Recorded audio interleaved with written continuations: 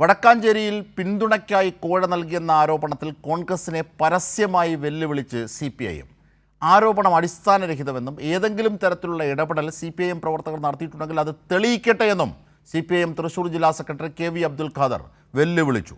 അധികാരം ലഭിക്കാൻ ആരെയും ചാക്കിട്ട് പിടിക്കാൻ CPIM ശ്രമിച്ചിട്ടില്ലെന്നും അബ്ദുൽ ഖാദർ വ്യക്തമാക്കി. സാരംഗ്, ഇതുമായി ബന്ധപ്പെട്ട് നിരവധി വസ്തുതകൾ ഇപ്പോൾ തെളിയുകയാണ്. കാരണം ഇത് കേവലം ഒരു അപനിർമ്മിതിയാണ് എന്ന്. കാരണം ഈ ജാഫർ തന്നെ രംഗത്തെത്തി പറഞ്ഞിട്ടുണ്ട്, തനിക്കാരും പണം നൽകിയിട്ടില്ല, തനിക്ക് പറ്റിയതൊരു അബദ്ധം മാത്രമാണ് എന്ന്. മാത്രമല്ല, ഈ ജാഫറിനെ ഇന്ന് വളഞ്ഞിട്ട് ആക്രമിക്കാൻ കോൺഗ്രസ് മുതിരുന്നൊരു സാഹചര്യവും നമ്മൾ കണ്ടു. എന്താണ് ഇതുവരെ നടന്ന ഈ വിഷയത്തിലുള്ള കാര്യങ്ങൾ? അജിംഷാദ്, ഇന്ന് രാവിലെ മുതലാണ് എല്ലാ മാധ്യമങ്ങളും, അതായത് വലതുപക്ഷ മാധ്യമങ്ങൾ ഉൾപ്പെടെ ഈ ഒരു ആരോപണത്തെ വലിയ രീതിയിൽ ഏറ്റെടുത്തിരുന്നു. അതായത് ഇടതുപക്ഷത്തിനെതിരെ ഒരു ആരോപണം എന്ന നിലയിൽ പുറത്തു വന്ന ഈ വാർത്ത വലിയ രീതിയിൽ കൊട്ടിഘോഷിക്കുകയായിരുന്നു. അതിൻ്റെ ഭാഗമായിട്ട് UDFിൻ്റെ ഭാഗത്തു നിന്നുള്ള പ്രതിനിധികൾ പോലും ഇത്തരത്തിൽ വാർത്താ സമ്മേളനം നടത്തുന്നു. ഈ CPM അല്ലെങ്കിൽ ഇടതുപക്ഷം ഇത്തരത്തിൽ ഈ വടക്കാഞ്ചേരി ബ്ലോക്ക് പഞ്ചായത്തിൽ പണം വാഗ്ദാനം ചെയ്തുകൊണ്ട് 50 ലക്ഷം വാഗ്ദാനം ചെയ്തുകൊണ്ട് ഈ ലീഗിൻ്റെ സ്വതന്ത്ര സ്ഥാനാർത്ഥിയായിരുന്ന ജാഫറിനെ വിലക്കി വാങ്ങിയെന്ന തരത്തിലുള്ള പ്രചരണങ്ങളാണ് തുടക്കം മുതൽ മാധ്യമങ്ങളിൽ ചർച്ചയായിരുന്നത്. എന്നാൽ ആ ചർച്ചകളൊക്കെ തന്നെ, അതായത് UDFും കോൺഗ്രസും ഊതിപ്പെരിപ്പിച്ചു കൊണ്ടുവന്ന വ്യാജ ആരോപണം അല്പം സമയം മുൻപ് പൊളിഞ്ഞതിൻ്റെ വാർത്തകളാണ് നമ്മൾ കണ്ടത്. അതായത് ഈ ജാഫർ തന്നെ രംഗത്തെത്തി മാധ്യമങ്ങളോട് ഇങ്ങനെ പറയുന്നുണ്ട്. അതായത് ഇതിൻ്റെ ഭാഗമായിട്ട് തന്നെ ആരും, അതായത് ഈ ആരോപണവുമായി ബന്ധപ്പെട്ട് ആരോപണം അടിസ്ഥാനരഹിതമാണ്.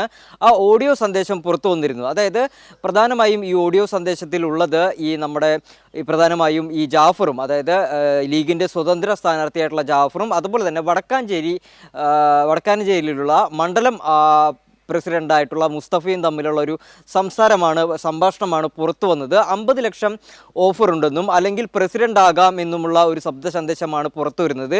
ഈ ശബ്ദ സന്ദേശത്തിൽ എവിടെയും ഏതെങ്കിലും ഒരു CPM പ്രവർത്തകനെയോ അല്ലെങ്കിൽ ഇടതുപക്ഷ അംഗത്തെയോ കുറിച്ച് യാതൊരു വിധത്തിലുള്ള പരാമർശവുമില്ല. എങ്കിൽ പോലും ഇതൊക്കെ വലിയ ചർച്ചകളായി.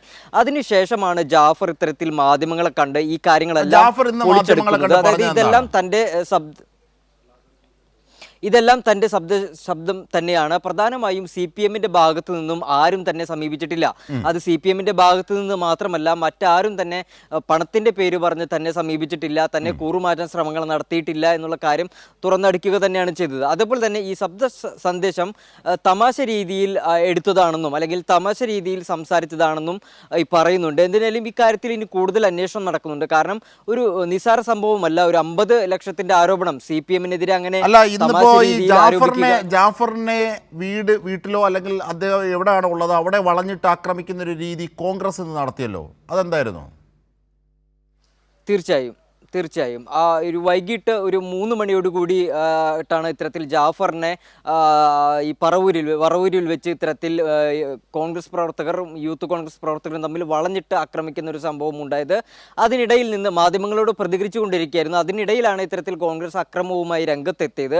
അതേസമയം ഒരു സുഹൃത്തിൻ്റെ ബൈക്കിൽ ഈ ജാഫർ കയറി രക്ഷപ്പെടുകയായിരുന്നു, അല്ലെങ്കിൽ വലിയ സംഘർഷത്തിലേക്ക് നീങ്ങുമായിരുന്നു. എന്തിനേലും തത്സമയം തന്നെ ജാഫർ അവിടെ നിന്ന് രക്ഷപ്പെട്ടു എന്നുള്ള കാര്യം കൂടിയുണ്ട്. എന്തിനേലും ഇക്കാര്യം CPMനെ സംബന്ധിച്ചിടത്തോളം ഗൗരവതരമായി അന്വേഷിക്കേണ്ട കാര്യമാണ്. കാരണം 50 കോടി എന്നുള്ളതൊക്കെ അങ്ങനെ ഒരു വലിയ തുക എടുത്തു പറയുമ്പോൾ അതിൻ്റെ സ്വീകാര്യതയൊക്കെ കൂടുതൽ ശ്രദ്ധിക്കേണ്ടതാണ്. കാരണം അത്തരം ഒരു വലിയ ഗുരുതരാരോപണമാണ്. ഇനി അതിൻ്റെ നിയമ നടപടികൾ എന്തിനു വേണ്ടിയിട്ടാണ് ഇത്തരത്തിലൊരു 50 ലക്ഷം CPM വാഗ്ദാനം ചെയ്തെന്നുള്ള കാര്യമൊക്കെ തമാശയ്ക്ക് പറയുന്നത്, അതൊക്കെ ഗുരുതരമായിട്ട് തന്നെ ഉള്ള കാര്യം തന്നെയാണ്. അതൊക്കെ വിശദമായിട്ട് അന്വേഷിക്കേണ്ട കാര്യം തന്നെയാണ്.